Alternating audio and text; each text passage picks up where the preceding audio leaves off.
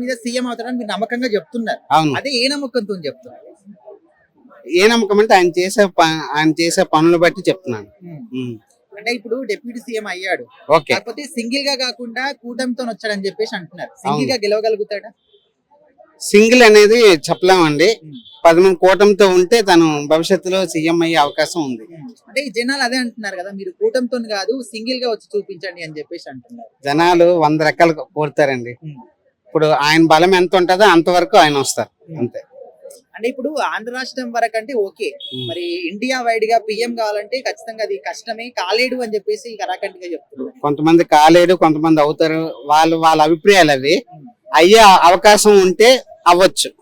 దాని అంతవరకు మనం వెయిట్ చేయాలి అంతే. సో ప్రజెంట్ ఎట్లా ఉంది మరి పవన్ కళ్యాణ్ గారి పరిపాలన బాగుందండి.